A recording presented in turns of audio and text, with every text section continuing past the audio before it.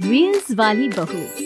प्रज्ञा को रील्स बनाने का बड़ा ही क्रेज है और वो दिन भर रील्स बनाती रहती है। खाते पीते घूमते फिरते घर में कॉलेज में रील्स बनाने के कारण प्रज्ञा पूरे कॉलेज में हाईलाइटेड है। जहाँ उसकी रील्स सभी को पसंद आते हैं, वहीं मनीषा चिंता में डूबी रहती है।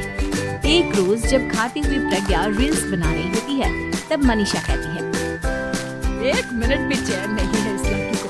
ये नहीं कि खाना तो आराम से खा ले, लेकिन नहीं, अरे थोड़ी देर रील्स नहीं बनाओगी तो आसमान नहीं टूट पड़ेगा। अरे मम्मी, इसी को तो कहते हैं डिटर्मिनेशन।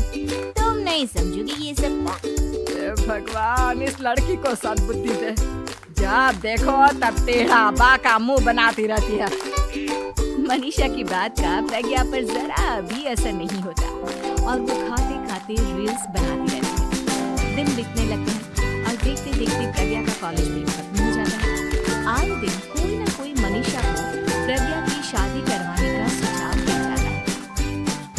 सब ठीक ही कहते हैं, प्रज्ञा की शादी कर लेनी चाहिए।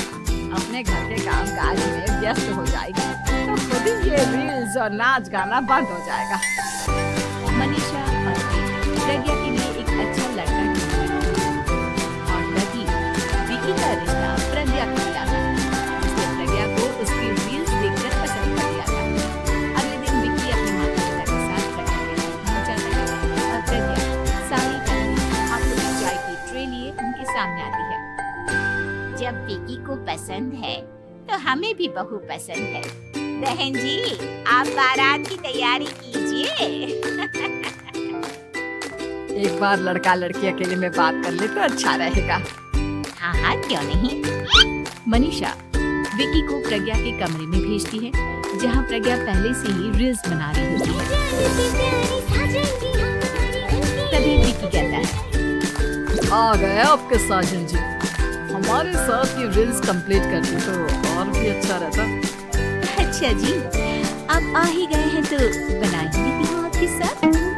दोनों मिलकर रील्स बना रहे हैं। जब वी मीट और तुरंत पोस्ट भी कर देते हैं। फिर विकी कहता है, जब आप साड़ी में चाय लेकर आई तब मुझे लगा कि कहीं मैं गलत घर में तो नहीं आ गया। अब सही है।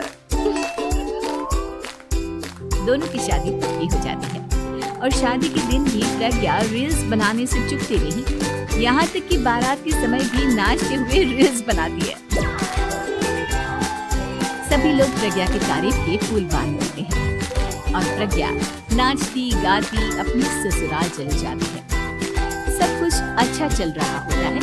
प्रज्ञा यहाँ भी दिन भर हर चीज की रील्स बनाती रहती है। लेकिन कुछ दिनों के बाद जब सुनीता कहती है, बहू, ये रील्स के साथ साथ कुछ काम भी कर लिया करो। वैसे तुझे और क्या क्या बनाना आता है? मम्मी जी बस मुझसे कहती हैं कि बस कुछ अच्छा बनाती हूँ। लेकिन मुझे लगता है कि मैं मैगी अच्छा बना लेती हूँ, हाँ कॉफी भी अच्छा बना लेती हूँ और मुंह तो सबसे अच्छा बना लेती हूँ। अच्छा अच्छा। सुनीता अपना माथा पकड़ लेती है और कहती है, बहू, कुछ खाना बनाना भी सीख लेती हूँ। मम्मी जी मैं लंबी प्लानिंग कर रही हूँ। जल्दी ही मैं इतनी फेमस हो जाऊंगी कि मुझे पैसे मिलने लगेंगे। हम दोनों सास बहू राज करेंगे, राज नौकर काम करेंगे और लोगों की तो लाइन लगेगी हमसे मिलने के लिए। तेरा दिमाग खराब हो गया है क्या बहू? हंसी मजाक तक ठीक है, लेकिन इस तरह घर नहीं चलते। जितना जल्दी हो इस घर के तौर तरीकों को सीख लो। प्रज्ञा मुंह घुमाकर चली जाती है और तुरंत उसी वक्त एक रील बनाती है। ये देख सुनीता का गुस्सा 7वें आसमान पर चला जाता है और विकी के घर आते ही सुनीता उसे सब कुछ बताती है। विकी भी अब प्रज्ञा की इन हरकतों से परेशान हो जाता है। तुम टेंशन मत लो मम्मा, मैं देखूंगा। विकी कमरे में जाता है तो देखता है कि प्रज्ञा रील्स बना रही है। विकी बड़े ही प्यार से प्रज्ञा से कहता है, प्रज्ञा, इन सब के लिए मैं तुम्हें मना नहीं कर रहा, लेकिन फिर भी हर वक्त तो ये अच्छा नहीं लगता ना।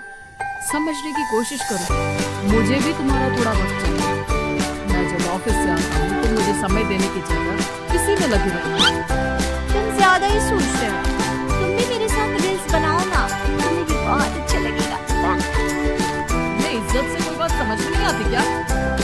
दिमाग खराब हो गया है तुम्हारा इस चकाचौंध से। अगर तुमने अपना रवैया नहीं बदला तो मैं तुमसे दूर चला जाऊंगा।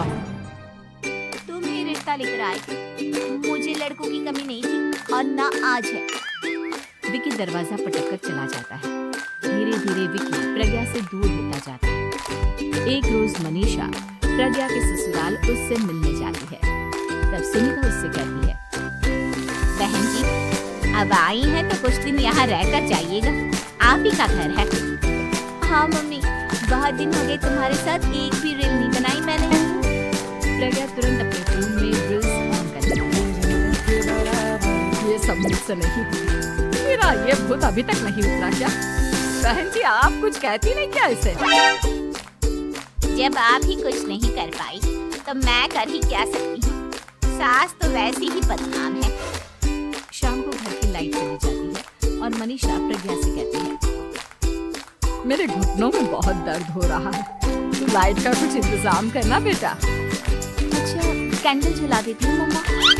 प्रज्ञा गाते हुए कैंडल जलाती है और खिड़की के पर्दे के पास रखती है। मनीषा जिसे बहुत दर्द हो रहा है वो सो जाती है और प्रज्ञा हमेशा की तरह अपने रील्स में लग जाती है। उधर कैंडल की वजह से पर्दा आग पकड़ लेता है और मनीषा के कमरे में आग लग जाती है। बचाओ! बचाओ! सभी भागते हैं और विकी कमरे की आग बुझाने में लग जाता है, लेकिन तब तक मनीषा आधी जल चुकी थी। मनीषा की हालत देख प्रज्ञा रोने लगती है। विकी मनीषा को तुरंत हॉस्पिटल ले जाता है और उसे एडमिट कराता है। विकी प्रज्ञा से कहता है, देख लिया ना, तुम्हारे इस नाच गाने की वजह से आज तुम्हारी माँ की जान जाते जाते रह गई। अब पता नहीं तुम और क्या चाहती हो। उधर डॉक्टर कहते हैं, इनकी हालत बहुत नाजुक है, आधे से ज्यादा चल चुकी है। प्रज्ञा रोती हुई मंदिर में जाती है और भगवान के आगे जाकर कहती है, भगवान मेरी माँ को ठीक कर दो, मैं कसम खाती हूँ हाथ से ये रील्स बनाना छोड़ दूंगी, बस मुझे मेरी माँ वापस मिल जाए। 2 दिन बीत जाते हैं और मनीषा खतरे से बाहर आ जाती है। पेशेंट अब ठीक है, आप लोग उनको मिल सकते हैं। सब कोई मनीषा से मिलता है और प्रज्ञा सबके सामने अपना फोन तोड़ देती है। मुझे माफ कर दो मम्मा, मैंने तुम लोगों की बातों को नजरअंदाज किया। बेटा कोई भी चीज जरूरत से ज्यादा खराब है। मैंने तुम्हें रील्स बनाने से कभी मना नहीं किया, लेकिन हर वक्त एक ही चीज तो सही नहीं है। मैं समझ गई हूँ मम्मा, सॉरी। प्रज्ञा उस दिन से रील्स